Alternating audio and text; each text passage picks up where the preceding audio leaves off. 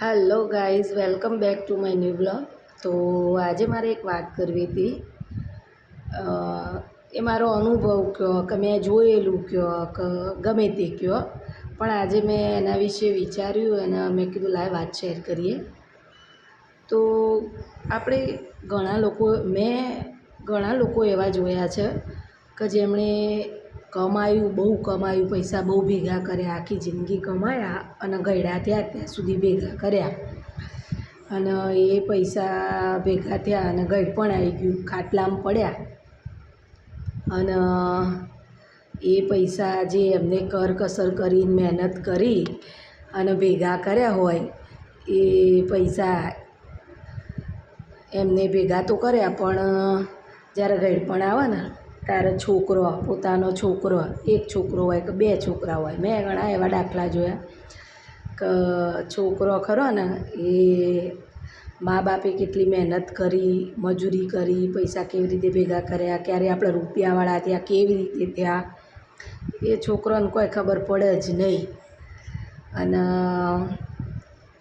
અમુક તો જુઓ ને તો મા બાપ બિચારો ખેતરમાં કામ કરતો હોય, પૈસા હોય પણ સાદું જ જીવન હોય. ગામડાના લોકોનું એકદમ સાદું જીવન હોય, ભલે પૈસા હોય, પૈસાવાળા હોય તો એ એકદમ સાદું જીવન જીવતા હોય. ઘણા લોકો, બધા લોકો એવા નહીં હોતા પૈસાવાળા હોય એ બધા સાદું નહીં જીવતા, પણ ઘણા લોકો એવા હોય કે પૈસા હોય તો એ સાદું જીવન જીવતા હોય.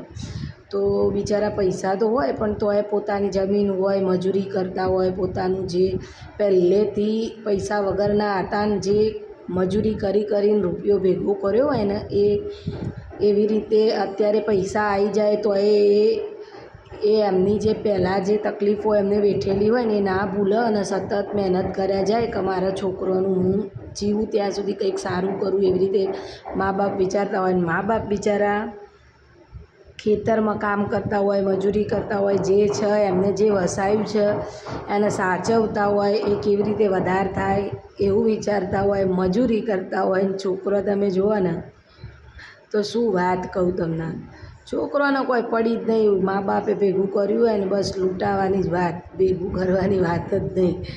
બાપાએ કેવી રીતે ભેગું કર્યું હોય ને એની ખબર ના હોય છોકરાને. અને ભાઈ એવા દાખલા મેં જોયા ને કે હાળું મને એમ થઈ કે જાય કે લે યાર, અને મા બાપે બિચારા કેટલી મહેનત કરીને આ છોકરા તો જો કશી પડી નહીં. ભેગા કરવાની તો ચોય જ્યું, પણ બાપાએ 2 રૂપિયા ભેગા કર્યા હોય ને એ ખાલી કરવાની વાતો હોય. તો યાર આજકાલની જનરેશન, એવું નહીં બધા છોકરા એવા હોય, પણ અમુક હું જોઉં છું ને તો યાર વિચારતા જ નહીં મા બાપનું કે યાર આપણા બાપાએ કેટલી મહેનત કરીને પૈસા ભેગા કર્યા છે, આપણે કમસે કમ ખોટી લતે ના ચડીએ, કોઈ વ્યસન ના કરીએ, બાપાના પૈસા બગાડીએ નહીં. ભણાવતો હોય બાપ આપણું તો યાર મહેરબાની કરીને ભણી લો, નહીંતર પાછળના દિવસો એવા આવશે ને કે તમે તો તમારા બાપાના પૈસા ઉડાડ્યા પણ તમે કમાશો નહીં તો તમારા છોકરોનું શું, તમારું શું, એવું તો વિચારતો જ નહીં.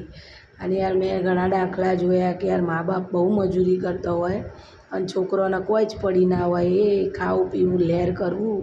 બાપાએ કોઈ ધંધો પાણી કરી આપ્યું હોય એ બંધ કરીને રખડતું ફરવાનું, 5 પૈસા એમાંથી આવે એ વાપરી ખાવાના. મેં નજરે જોયેલું છે, કોઈનું પર્સનલી વાત નહીં, પણ ઘણા એવા દાખલા જોયેલા છે. અને ઘણા એવાય છે કે મા બાપે ભેગું કરવામાં કોઈ કચાશ જ નહીં રાખી, સારા અને ખોટા રૂપિયા ભેગા જ કર્યા, જોયું જ નહીં કે કોઈના આપણે ખાઈ ગયા છીએ ખોટા કે કોઈના સારા ખાઈ ગયા છીએ, બસ ભેગું જ કર્યું. અને પછી છેલ્લે જુઓ ને તો કોઈના રૂપિયા ભેગા કરવામાં જોયું ના હોય, સારા અને ખોટા આયા એ બધા ઘરમાં જ ગાલ્યા પૈસા.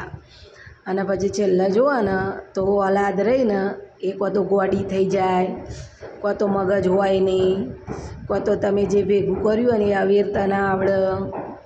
એટલે કોઈની અનીતિના પૈસા ભેગા કર્યા હોય ને તોય ભગવાન આપણી ઓલાદ એવી આપે ને કે એ રૂપિયા તમે જેટલા ભેગા કર્યા ને એનાથી 100 ગણા તમારી ઓલાદ જ કાઢી નાખે, તમને રોડ ઉપર લાવી દે. અને છેલ્લે એવું જ થાય, ખરાબ પૈસો કોઈનો લીધો હોય ને લૂંટીને કે કોઈના 5 થતા હોય અને આપણે 25 લીધા હોય તો ભગવાન એ તો તમને પાછળથી બતાવે ને. એવા ઘણા દાખલા જોયા કે જે મા બાપે ભેગું કરવામાં કંઈ વિચાર્યું જ ના હોય ને, સારા અને ખોટા, કોઈનું રૂપિયાનું લીધું હોય તો 5 અને બીજા ભૂલવાડવાના અને કોઈનું ખાઈ જવાનું, ચોરીઓ કરીને ઘરમાં લાયા એમ તે બહુ પૈસાવાળા થઈ જાય એવું બધું કરીને તો એમની ઓલાદ એમને પહોંચતી હોય ગમે તે રીતે તમે ખરાબ પૈસો ભેગો કર્યો હોય ને એ તો જાય જ. એટલે આ બધા અનુભવ મને થઈ ગયા. સારા મા બાપ હોય બિચારા એમનો એ છોકરો અત્યારે એવું કરતો હોય અને જેને એ આવી રીતે ખોટી બેઈમાનીથી પૈસા ભેગા કર્યા હોય ને એને તો ભગવાન બતાવે જ છે. તો તમારે શું કહેવું થાય? કમેન્ટ કરો કે ભાઈ આવું આ રાઈટ છે એમ, કે તમે ક્યારેય કોઈ આવું વસ્તુ મારા જેવું ક્યારેય ફીલ કર્યું હોય, ક્યાંય જોયું હોય? તો મળીએ ફરીથી નેક્સ્ટ વિડીયોમાં. ત્યાં સુધી લાઈક કરો, શેર કરો, કમેન્ટ કરો અને સબસ્ક્રાઈબ કરો. મળીએ ફરીથી નવા મિની વ્લોગમાં. ત્યાં સુધી બાય બાય.